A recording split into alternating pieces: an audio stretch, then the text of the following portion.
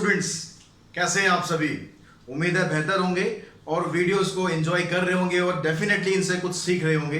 तो आज के इस वीडियो में हम कंटिन्यू करते हैं क्लास 11 का चैप्टर सेट्स, जो कि अप्लाइड मैथ्स और मैथ्स दोनों के स्टूडेंट्स के लिए बेनिफिशियल है। तो आज इस थर्ड लेक्चर है हमारा सेट से रिलेटेड। तो आपने पहले 2 लेक्चर अगर नहीं देखे हैं तो आप सबसे पहले आप उन्हें देखिए ताकि आप सेट्स का बेसिक समझ सकें।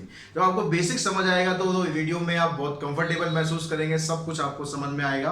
तो पिछले वीडियो का मैं लिंक आपको ऊपर आई बटन में दे रहा हूँ, आप वहां पर जाइए, वीडियो को देखिए, समझिए और फिर उसके बाद इस वीडियो पर आएंगे तो आपको ज़्यादा बेहतर तरीके से समझ में आ पाएगा। तो आज इस थर्ड लेक्चर में हम करने वाले हैं ऑपरेशंस के बारे में बात करेंगे। ऑपरेशन घबराना नहीं है कि ऑपरेशन हम वो चीर फाड़ वाला डॉक्टर वाला ऑपरेशन नहीं कर रहे, सिंपल ऑपरेशन करेंगे, बड़ा मजा आएगा आपको करने में। तो उससे पहले मैं आपको बता दूं वेन डायग्राम के बारे में। वेन डायग्राम इसे बोलते हैं या फिर वेन इलर डायग्राम बोलते हैं। तो इसके अंदर बेसिकली क्या होता है कि जो वेन डायग्राम के अंदर आपको एक रेक्टेंगल बनाना होता है। एक रेक्टेंगल बनाने का मतलब क्या है, एक रेक्टेंगल को हम डिनोट करते हैं यूनिवर्सल सेट से। जैसे हमने पिछली क्लास में पढ़ा था कि यूनिवर्सल सेट के बारे में बताया था। तो ये जो वेन डायग्राम में रेक्टेंगल बनाया है ये रिप्रेजेंट कर रहा है किसी भी यूनिवर्सल सेट को।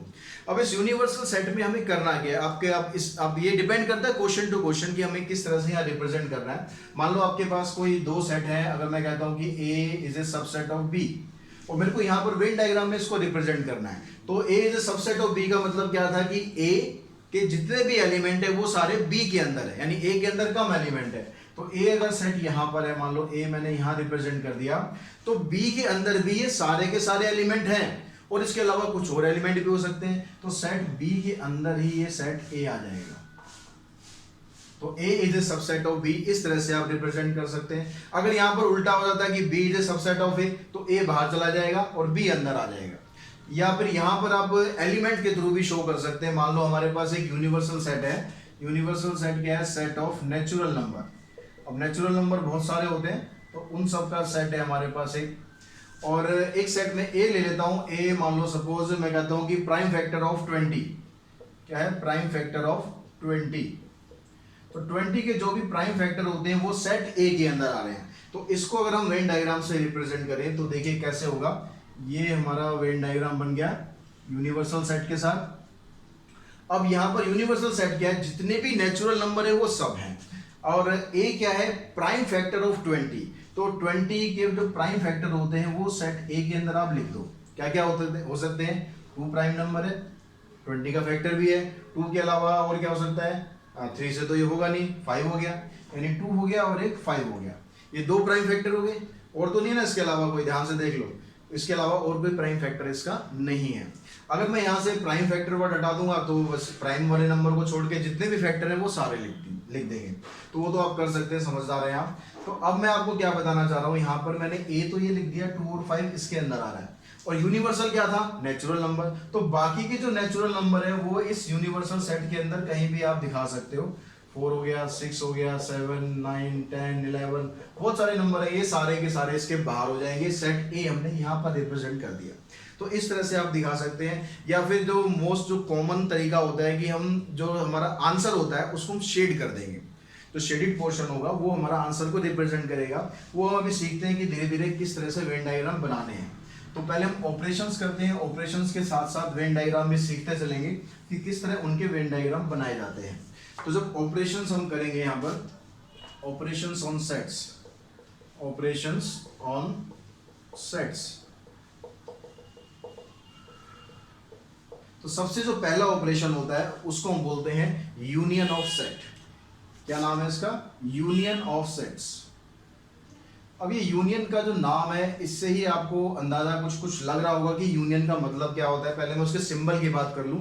यूनियन का सिंबल यू की शेप में ही होता है, लेकिन प्रॉपर यू नहीं होता। प्रॉपर यू किसका था, यूनिवर्सल का था। यहां पर क्या करना है, अब यू को थोड़ा सा ऐसे ब्रॉड कर देना है। इस तरह ब्रॉड कर देंगे तो ये सिंबल होगा यूनियन का। अब यूनियन जैसा कि मैं बता रहा हूं आपको कि इसके नाम से ही आपको पता लगेगा कि ये क्या है। हम सेट A ले लेते हैं, मान लो सेट A मेरे पास है 1, 2, 3, और एक सेट हम B ले लेते हैं। इन्हीं 2 सेट्स को हम यूज कर लेंगे।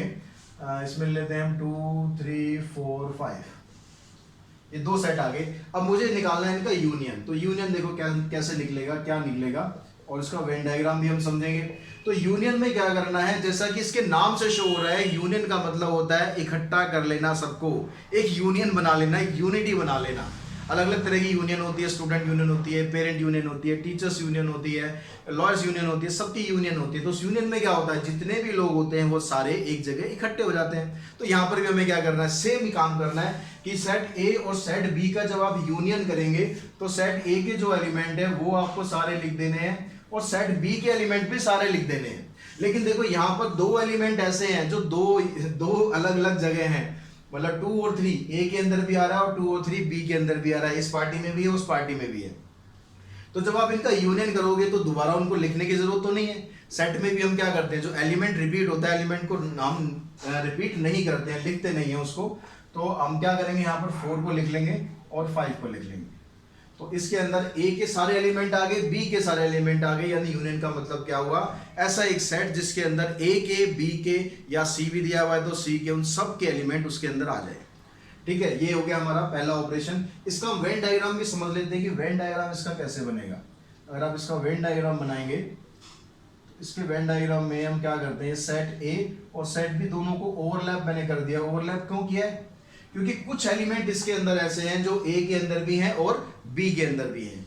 ठीक है, तो यहाँ पर मैंने लिखा ए यूनियन बी। तो इसमें क्या हुआ, हमने ए के जितने एलिमेंट थे वो ले लिए, बी के एलिमेंट थे वो ले लिए, कुछ नहीं बचा ना। तो ए के जो सारे एलिमेंट थे, बी के जो सारे एलिमेंट थे वो सब हमने ले लिए। तो ये जो पूरा हिस्सा है, इस पूरे हिस्से को आप शेड कर देंगे तो ये हमारा आंसर होगा वेन डायग्राम के थ्रू। ठीक है, समझ में आ गई बात। दूसरा ऑपरेशन की हम बात करते हैं। दूसरा ऑपरेशन होता है हमारा, इसका एक तरह से उल्टा कह सकते हो आप, इंटरसेक्शंस। क्या करना है, इंटरसेक्शन ऑफ सेट। तो इसका जो सिंबल होता है इसका बिल्कुल उल्टा हो जाता है, इसका मुंह ऊपर खुला हुआ है, उसका नीचे की तरफ खुला होगा, तो इस तरह से सिंबल इसका आ जाएगा। अब इसमें क्या करना है आपको, इंटरसेक्शन में देखियो, इंटरसेक्शन में आ गया आपके पास ए इंटरसेक्शन बी। अब इसमें आपको ए के और बी के वो एलिमेंट लेने हैं जो दोनों पार्टी में हैं, दोनों जगह उन्होंने अपनी जड़ें जमा रखी हैं, यानी 2 और 3 ए के अंदर भी है और 2 और 3 बी के अंदर भी है, जो दोनों में कॉमन है। ठीक है, जो ए के अंदर भी आ रहा है और जो बी के अंदर भी आ रहा है, ए की खबर वो बी को लीक करता है, बी की खबर वो ए को लीक करता है, ऐसे लोग होते हैं इंटरसेक्शन। तो यहाँ पर आ गया आपके पास 2 और 3, ये ए के अंदर भी है और बी के अंदर भी है, तो ये इंटरसेक्शन हो गया। अब इसको अगर आप वेन डायग्राम से दिखाएंगे तो वेन डायग्राम कैसे बन जाएगा इसका, बहुत सिंपल है इसका वेन डायग्राम भी बनाना। तो ये दो सेट आपने लिए, तो यहां पर हमने कौन से एलिमेंट लिए जो ए के अंदर भी हैं और बी के अंदर भी है। तो यहां पर कौन सा ऐसा रीजन है जो ए के अंदर भी आ रहा है और बी के अंदर भी आ रहा है। अब आप ध्यान से देखेंगे तो ये वाला जो हिस्सा है वो ए के अंदर भी आ रहा है और बी के अंदर भी आ रहा है, तो इसको हम बोलते हैं इंटरसेक्शन ऑफ सेट्स। दो ऑपरेशन हो गए। उसके बाद जो नेक्स्ट ऑपरेशन होता है हमारा, उसको हम बोलते हैं डिफरेंस ऑफ सेट। क्या बोलते हैं, डिफरेंस ऑफ सेट। अब डिफरेंस में हमें करना क्या होगा, नाम लिख लेते हैं हम पहले इसका, difference of set. Difference of set की जब हम बात करते हैं तो उसमें जैसा कि अब इसके नाम से शो हो रहा है, डिफरेंस करना है आपको, यानी माइनस का साइन यूज करना है। अब डिफरेंस किसका किससे करना है, ए माइनस बी करना है या बी माइनस ए करना है, कोई दोनों तरीके से कर सकते हो आप, जैसा भी क्वेश्चन में डिमांड होगी, क्वेश्चन में पूछा होगा उसके हिसाब से हम चलेंगे। ए माइनस बी भी हम निकाल सकते हैं और बी माइनस ए भी निकाल सकते हैं, दोनों निकालना भी सीखेंगे, दोनों का वेन डायग्राम भी सीखेंगे कि वेन डायग्राम आपको कैसे बनाना है। अब आपको बस ये ध्यान रखना है, अक्सर क्या होता है इसमें कंफ्यूजन हो जाती है, तो थोड़ा सा ध्यान से जरा टेंशन देके समझना कि यहाँ पर ए माइनस बी क्या है और बी माइनस ए क्या है। ए माइनस बी का मतलब है, पहले मैं इसका वेन डायग्राम बताऊं उससे आपको जल्दी समझ में आ जाएगा। ये वेन डायग्राम इसका बनाया, ये ए हो गया, ये बी हो गया। तो मेरे को यहाँ पर क्या करना है, ए में से बी को हटाना है। ए माइनस बी का मतलब क्या है कि ए में से बी को हटाना है। तो ए मेरे पास ये था हिस्सा पूरा ए, इसमें से मेरे को बी को हटाना है। तो ये वाला जो पार्ट है, इसको मैं दूसरे कलर से शेड करता हूं, ये वाला जो पार्ट है, ये वाला पार्ट, ये बी में आ रहा है ना, तो मेरे को इसको हटाना है क्योंकि मुझे माइनस करना है। तो मेरे पास बचेगा क्या, मेरे पास ये वाला हिस्सा बचेगा ना, ये वाला। तो जब a माइनस आप b करोगे तो आपको क्या करना है, यहां पर ध्यान से देखो, आपने सिर्फ a के एलिमेंट लिए हैं। किसके एलिमेंट लिए हैं, a के एलिमेंट लिए हैं, b से यहां कोई मतलब नहीं है। हमें सिर्फ ये देखना है कि जो एलिमेंट दोनों पार्टी में आ रहे हैं, जो इधर की खबर उधर की खबर लीक करते रहते हैं, उनको लात मार देनी है, उनको हटा देना है। मार देंगे लात, ठीक है, तो हम क्या करेंगे, अब यहाँ पर देखो कौन से ऐसे खबरी है हमारे, खबरी हमारा एक तो 2 है और एक 3 है, इसके अंदर भी है और इसके अंदर भी है, तो उसको आप हटा दो। तो जब आप a माइनस बी की बात करोगे तो इन एलिमेंट में से आपने ये हटा दिया और ये हटा दिया, बचा क्या आपके पास 1, तो ये आपका आंसर आ गया। सेम काम जब आप करोगे b माइनस ए में, तो b माइनस ए में क्या होगा, आपको b के एलिमेंट लेने, b माइनस ए में क्या करना है, हमें b के एलिमेंट पिक करने हैं। ये हमारे पास आ गया a और b। अब यहां पर आपको सिर्फ b के एलिमेंट लेने हैं। अब b वाला भी क्या कर रहा है भाई, जो दोनों दलों में है तो दोनों पार्टी में उसको हटा दो भाई। तो दोनों पार्टी में कौन है, यहाँ पर ये वाला हिस्सा दोनों में है, इसको हम हटा देंगे तो बचेगा क्या b के पास, b के पास ये वाला हिस्सा बचेगा। यानी b के कौन कौन से हो गए लॉयल मेंबर्स, एक 4 हो गया और एक 5 हो गया। तो जो a माइनस बी या b माइनस ए जब भी आप निकालोगे तो ध्यान रखना है उन लोगों को ही साथ रखना है जो आपके वफादार हैं, आपके साथ लॉयल है। जो दोनों पार्टी में आ रहे हैं, दोनों दलों में आ रहे हैं, उनको हटा देना, बस सिंपल सा फंडा ये है। अगर आप a माइनस बी की बात कर रहे हो दैट मीन्स आपकी पार्टी a है, आपको a के मेंबर रखने हैं। अगर आप b माइनस ए की बात कर रहे हो दैट मीन्स आपकी पार्टी b है, आपको b के मेंबर रखने हैं और जो धोखेबाज है उनको साइड कर देना है। ठीक है, समझ में आ गई बात। अब इसके अलावा एक होता है सिमेट्रिक डिफरेंस। क्या होता है, symmetric difference of set, symmetric difference of sets. इसका सिंबल क्या होता है, इसको हम डेल्टा से रिप्रेजेंट कर देते हैं। तो इसमें आपको बस करना क्या है, a minus B, B minus A ही निकालना है। तो symmetric difference of a and b, इसमें आप a माइनस बी के एलिमेंट और b माइनस ए के एलिमेंट का यूनियन कर देना है। यानी ये एलिमेंट और ये एलिमेंट, मतलब और थोड़ी सिंपल भाषा में बात करें कि a और b दोनों में से वो एलिमेंट आपको ले ले हैं जो वफादार हैं, जो लॉयल हैं, चाहे वो a के हैं चाहे वो b के हैं। उसमें से जो दोगले इंसान हैं, जो दोनों पार्टी में हैं, उनको हटा देना, उनका सफाया कर देना है। तो वो होगा आपका symmetric difference of set. Clear हो गई होगी बात बिल्कुल अच्छे तरीके से। अब हम इसके बाद एक और इंटरेस्टिंग चीज आपको बताता हूँ सेट्स में। सेट्स में क्या होता है, कुछ जैसे हमने अभी जितने भी वेन डायग्राम बनाए उसमें हमने क्या किया है, सेट्स को ओवरलैप किया है। ऐसा भी तो हो सकता है कि सेट ओवरलैप ही ना हो सकता नहीं हो सकता, जरूर थोड़ा ना कि सेट एक दूसरे के ऊपर आएंगे क्रॉस करेंगे। ऐसा भी हो सकता है कि आप सेट ए इधर बना दो, सेट बी इधर बना दो, पॉसिबिलिटी है ये भी। तो इसका मतलब क्या हो गया, इसका मतलब ये हो गया कि ऐसा कोई भी एलिमेंट नहीं है जो A के अंदर भी हो और B के अंदर भी हो। A के एलिमेंट A के प्रति लॉयल है और जो B के एलिमेंट है वो B के लिए लॉयल है। मतलब यहाँ पर कोई दोगलापन नहीं है, कोई इंसान नहीं है ऐसा जो दोनों जगह हो। तो इस तरह के जो सेट्स होते हैं उनको बोलते हैं डिसजॉइंट सेट्स। क्या बोलते हैं, डिसजॉइंट सेट, क्योंकि इनके अंदर कोई जॉइंट नहीं है। ये समझ सकते हो आप, यहाँ पर कोई जॉइंट नहीं है कहीं पर भी, सब ये A अलग अपनी दुनिया में है, B अलग अपनी दुनिया में, कोई मतलब नहीं है। तो इसमें क्या होगा, अगर आप यहाँ पर A इंटरसेक्शन B निकालोगे तो वो आएगा 5, क्योंकि A और B में तो कोई रिलेशन है ही नहीं भाई।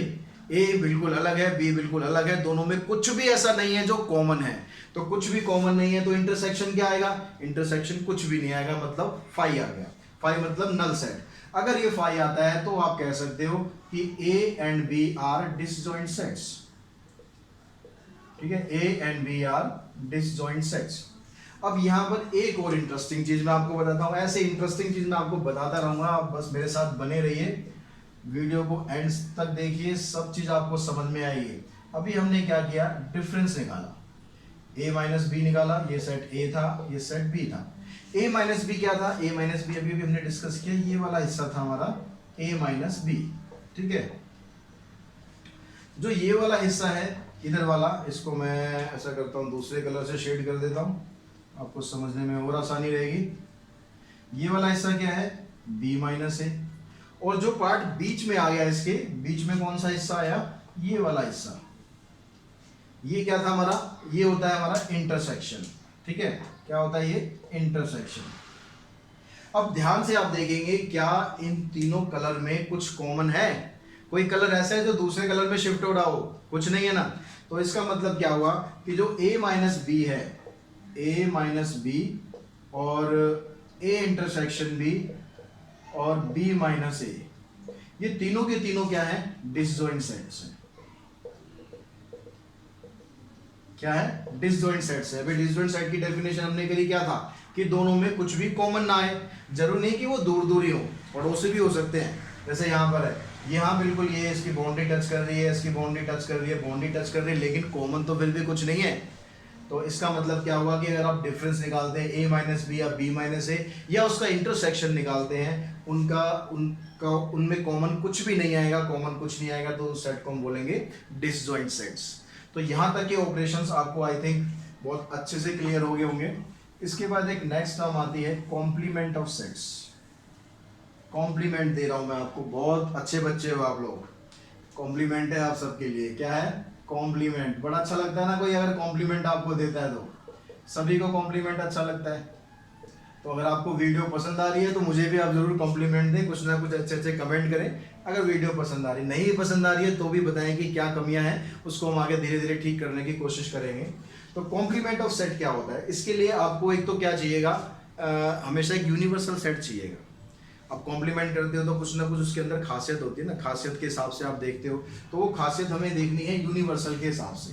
तो सपोज हमारे पास एक यूनिवर्सल सेट हो गया 1 2 3 अप टू 10, ये यूनिवर्सल सेट हो गया। अब इसमें मुझे क्या करना है, एक सेट मेरे पास हो गया A 1 3 5 7 एंड 9। तो मेरे को इसका फाइंड करना है कॉम्प्लीमेंट, कॉम्प्लीमेंट ऑफ ए। तो कॉम्प्लीमेंट ऑफ ए को सबसे पहले देखते हैं डिनोट कैसे आप कर सकते हो।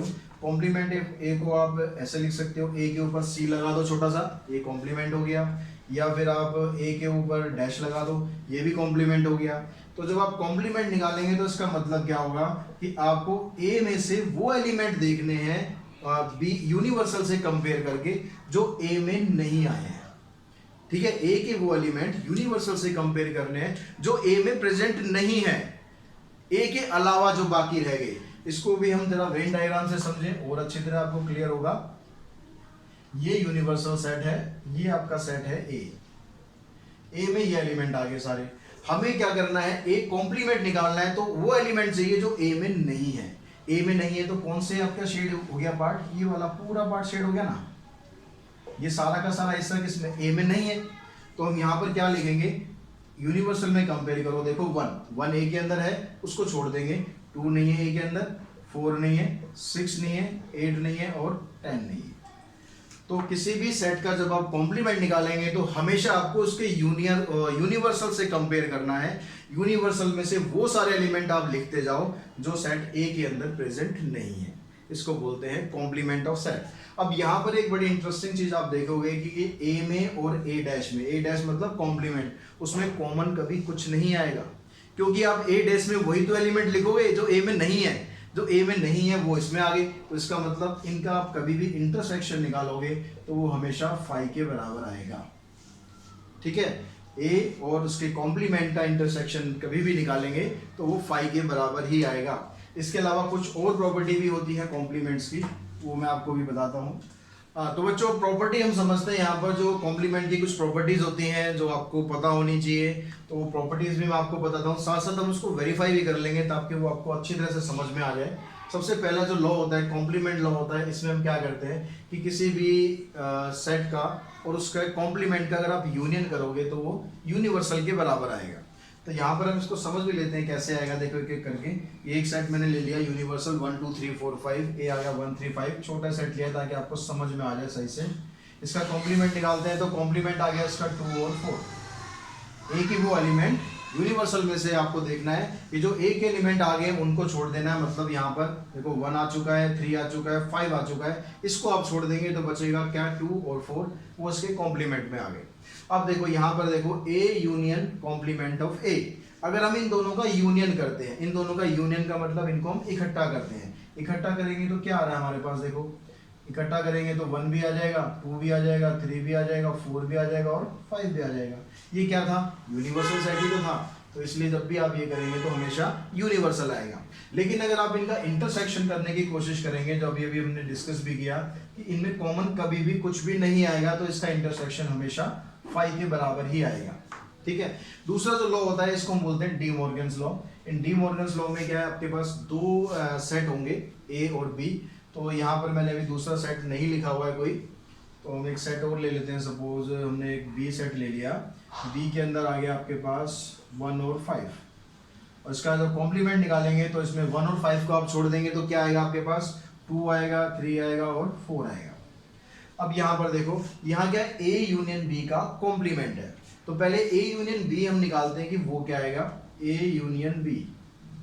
ए यूनियन बी देखो, ए और बी इन दोनों का यूनियन करोगे तो क्या आ गया, 1 आ गया, 3 आ गया और 5 आ गया, 1 3 और 5।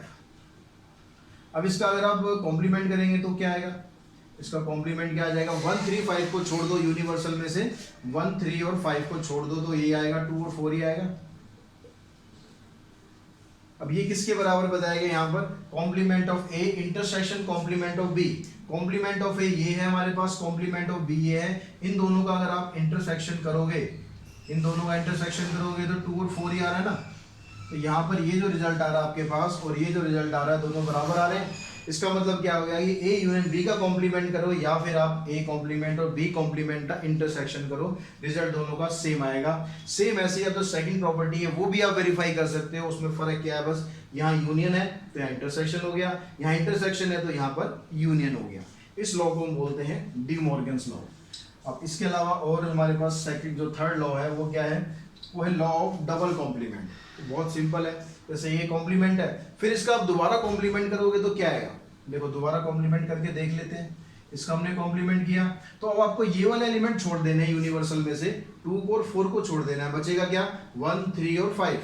क्या बच रहा है, 1 3 और 5। अब ये 1 3 और 5 क्या थे, सेट ए तो था, यानी कॉम्प्लीमेंट करने के बाद दोबारा कॉम्प्लीमेंट करोगे तो जो आपका ओरिजिनल सेट होगा, मतलब जहां से आप चले थे वहीं पर ही आ जाएंगे, यानी आपका आंसर वही सेट आ जाएगा। अब यहाँ पर देखो फाइव का कॉम्प्लीमेंट, फाइव क्या होता है, नल सेट। नल सेट के अंदर तो कुछ होता ही नहीं भाई। अब नल सेट के अंदर कुछ होता ही नहीं है तो उसका जब आप कॉम्प्लीमेंट निकालोगे तो सारे एलिमेंट लेंगे। सारे एलिमेंट का मतलब ये पूरा का पूरा सेट आ गया, मतलब यूनिवर्सल आ गया। जब आप यूनिवर्सल का कॉम्प्लीमेंट करना चाह रहे हो तो यूनिवर्सल तो भाई उसके अंदर तो सभी कुछ होता है, उसके अंदर तो कुछ छोड़ ही नहीं सकते ना। तो उसका जब आप कॉम्प्लीमेंट करोगे तो ये सारे एलिमेंट छोड़ दिए, ये सारे एलिमेंट छोड़ दिए तो बचेगा क्या, कुछ नहीं, टन गोपाल, वो आ जाएगा 5। ठीक है, तो इस तरह से सारी प्रॉपर्टीज आप वेरीफाई भी कर सकते हैं और आपको याद रखनी है क्वेश्चन को सॉल्व करने के लिए। अब इसके अलावा हम एक क्वेश्चन ले लेते हैं जिसमें हम ये सारे अभी तक ऑपरेशन जो करे हैं उन सभी ऑपरेशंस को हम यूज करके देखेंगे और उनको सॉल्व करने की कोशिश करेंगे कि वो सॉल्व कैसे होते हैं। तो बच्चों एक क्वेश्चन हम लेके देखते हैं ताकि इस क्लास में हमने जितने भी ऑपरेशंस किए हैं वो सारे आपको अच्छी तरह समझ में आ गए नहीं आ गए, इसको हम चेक करते हैं। तो वीडियो को आप पॉज कीजिए, पॉज करके आप इन सब के आंसर देने की कोशिश कीजिए, फिर मैच करना मेरे आंसर के साथ कि आप कहाँ तक ठीक हैं। तो सबसे पहले है A union B. I hope आपने अब तक अपने आंसर निकाल लिए होंगे। तो ए यूनियन बी का मतलब क्या हो गया कि ए और बी के एलिमेंट्स को आपको यूनियन कर देना है, इकट्ठा कर देना है। तो ए में देखो 1 था, पहले ए के लिख लेते हैं हम सारे, 1 2 3 5 6।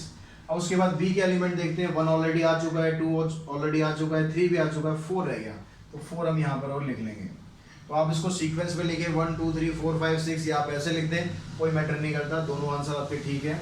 अगर हम तीनों का यूनियन निकालना चाह रहे हैं, A union B union C, तो तीनों का यूनियन का मतलब है तीनों के एलिमेंट को इकट्ठा कर देना। अब 3 लोगों की यूनियन बन गई। तो यहाँ पर देखो पहले ए के एलिमेंट लिखते हैं, 1 2 3 5 6, फिर बी में से 4 आ गया था। अब सी में से देखेंगे तो देखो 2 ऑलरेडी आ चुका है, 3 भी आ चुका है, 4 भी आ चुका है, 7 और 8 रह गए। तो 7 और 8 को यहाँ पर ले लेते हैं, ये इन सबका यूनियन हो गया। क्लियर हो गया। ए इंटरसेक्शन सी, ए और सी में देखो कॉमन कुछ है या नहीं है। तो ए में देखो 2 आ रहा है, ए में 2 आ रहा है, सी में भी 2 आ रहा है, तो एक तो 2 एलिमेंट आ गया। उसके बाद 3 भी दोनों में कॉमन है, तो 3 भी लिख लेंगे। और कुछ कॉमन आ रहा है, नहीं आ रहा, कुछ नहीं आ रहा, तो इसका आंसर आ गया 2 3। अब यहाँ चाहिए आपको a माइनस सी का कॉम्प्लीमेंट। तो a माइनस सी का कॉम्प्लीमेंट निकालने के लिए पहले आपको क्या करना पड़ेगा, a माइनस सी निकालना पड़ेगा।